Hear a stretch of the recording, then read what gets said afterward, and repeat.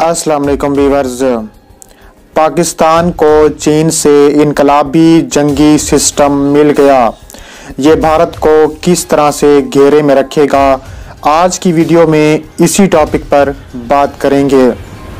दोस्तों, वीडियो में आगे बढ़ने से पहले मेरी गुजारिश है, अगर आप पाकिस्तान से प्यार करते हैं तो इस वीडियो को पूरा देखें और इस वीडियो को लाइक ज़रूर करें और शेयर करें अपने दोस्तों और फैमिली मेम्बर्स के साथ। और हम आपको बताएंगे कि पाकिस्तान ने ऐसा कौन सा सिस्टम चीन से खरीद लिया है जिससे भारत के होश ठिकाने आ गए हैं।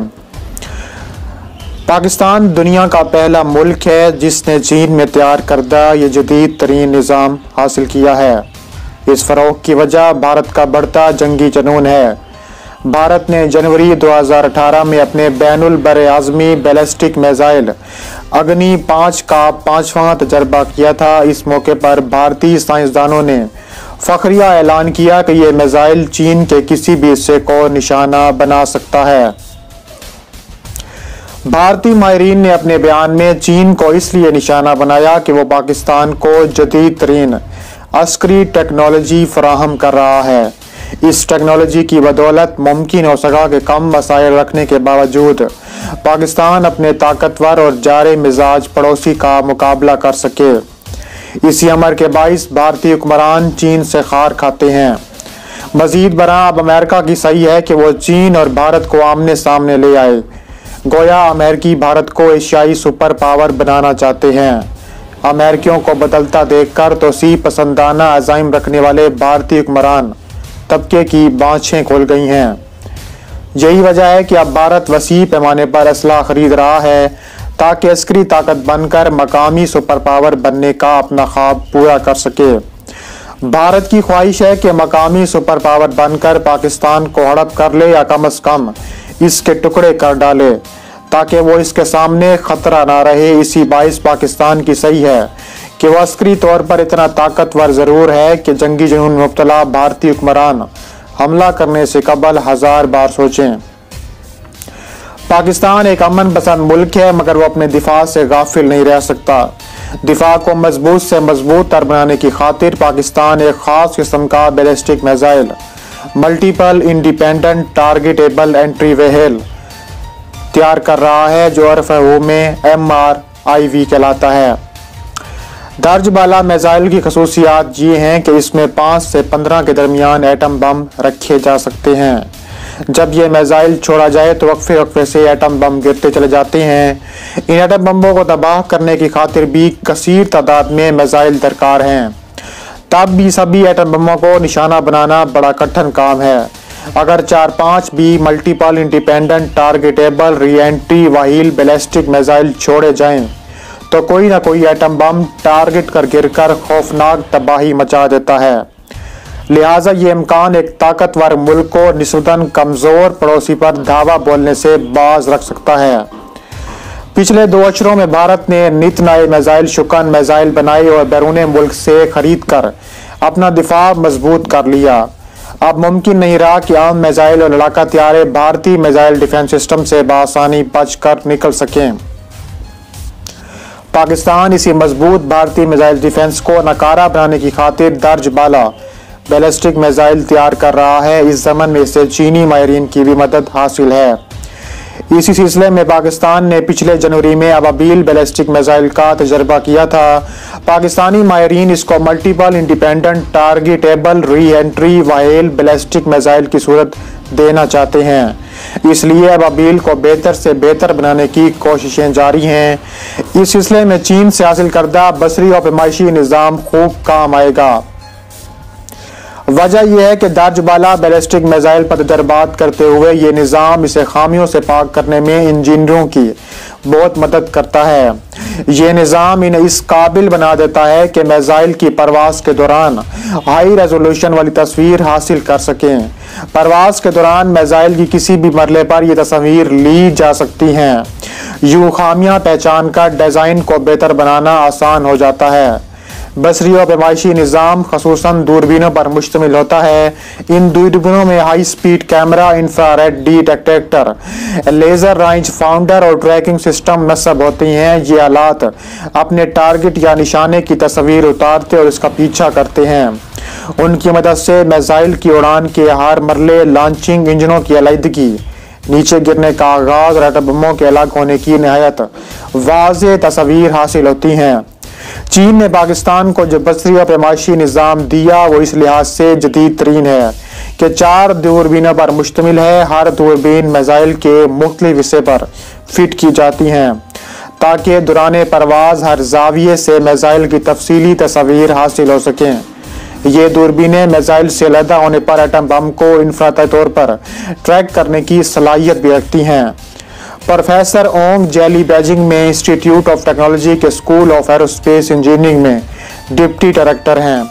उनका कहना है कि multiple independent targetable reentry vehicle ballistic missile की तैयारी में हाई रेजोल्यूशन वाली तस्वीर इंतहाई अहमियत रखती है।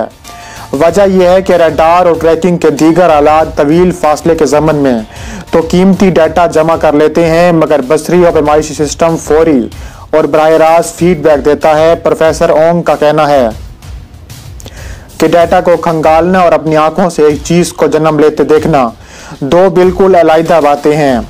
देखने से न सिर्फ गलतियां पहचानी जाती हैं बल्कि इंसान अपनी मेहनत का फल पाकर जोश व जज्बा भी महसूस करता है।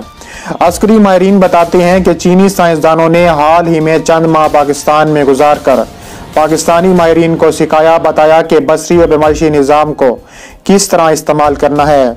इस निज़ाम की आमद से पाकिस्तानी माहिरीन को ज़्यादा उम्दा और कारामद multiple independent targetable reentry vehicle ballistic missile ईजाद करने में मदद मिलेगी। पिछले एक अशरे में चीन पाकिस्तान को जदीद असलाह फराहम करने वाला सबसे बड़ा मुल्क बन चुका है। एक ज़माने में चीनी असलाह अपने कम तर मियार की वजह से मकबूल नहीं था, मगर अब सूरत हाल बदल रही है। अब बहुत से चीनी हथियार भी अमियार में अमेरिका और रूस के हमपला हो चुके हैं। माजी में चीनी हथियार इसलिए गैर मयारी थे कि रूस के हथियारों की नकल में बनाए जाते। चीनी हुकूमत ने तवील अरसा नित नए हथियार ईजाद करने के सिलसिले में रिसर्च एंड डेवलपमेंट पर पैसा लगाने से इज्तनाब बरता। वजह यह है कि इसके तमाम तर तवज्जो माशी तरक्की पर मरकूज थी, लेकिन अब चीन दुनिया की माशी सुपर पावर बन चुका है।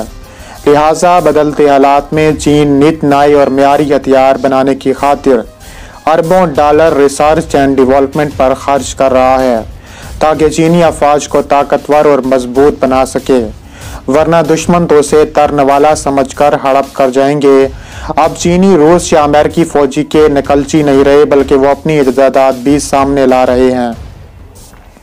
चीन ने हाल ही में अपने फजाइया में स्टेल्थ त्यारा J-20 शामिल किया है। यूं वो अमेरिका और रूस के बाद फजाई फौज में स्टेल्थ त्यारा रखने वाला दुनिया का तीसरा मुल्क बन चुका है। ये 5वीं नस्ल या 5th जनरेशन का त्यारा है। इस तरह चीन जदीद तरीन ड्रोन, त्यारा बरदार जहाज और आबदोजें वगैरह भी बना रहा है। ख़ास तौर पर चीनी साइंसदान मसनूई जहानत के शोबे में बहुत सरगर्म हैं। वह मुस्तकबिल की ऐसी बैरी और बैरी फौज तैयार करना चाहते हैं जो इंसानों नहीं रोबोटों पर मुश्तमिल हो। जंग का नक्शा ही बदल जाएगा। पाकिस्तान और चीनी माहिरीन ने हाल ही में JF थंडर 17 के तीसरे नमूने या ब्लॉक 3 का हतमी डिज़ाइन तैयार कर लिया है। इसी डिज़ाइन पर अगले साल से JF-17 ब्लॉक 3 की तैयारी शुरू होगी। ये त्यारा अमेरिकियों के F-16 से ज़्यादा बेहतर और F-18 के हमपल्ला होगा। इस ब्लॉक 3 त्यारे की अहम तरीन खासियत ये है कि इसमें चीनी company Nanjing research institute of electronic industry का तैयार करदा KLJ-7A नामी जदीद एक्टिव इलेक्ट्रॉनिकली स्कैन रे रेडार नस्ब किया जाएगा। ये उर्फ में ऐसा कहलाता है। इस ऐसा रेडार की मदद से JF-17 थंडर ज़्यादा दूर मौजूद दुश्मन को भी शनाख्त कर सकेगा। दौरान जंग इस बात की बहुत अहमियत है कि आप पहले दुश्मन को शनाख्त कर लें। वजह यह है कि पहले आपको फायर करके उसे ढेर बनाने का सुनहरी मौका मिल जाता है। ऐसा रेडार JF थंडर 17 को इस काबिल भी बनाएगा कि दुश्मन के दर्जन से ज़्यादा त्यारों को बैक वक्त निशाना बना सके।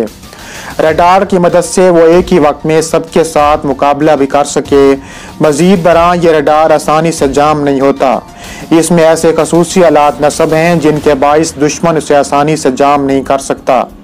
ब्लॉक 3 JF-17 में ऐसा के अलावा जदीद जंगी निज़ाम भी फिट किए जाएंगे। उनमें anti grenade electronic warfare system, 3 axis fly by wire, digital flight control system and health mounted display and sight system शामिल हैं। इस तैयारे का वजन और रफ्तार भी पिछले नमूनों के मुकाबले में ज्यादा होगा।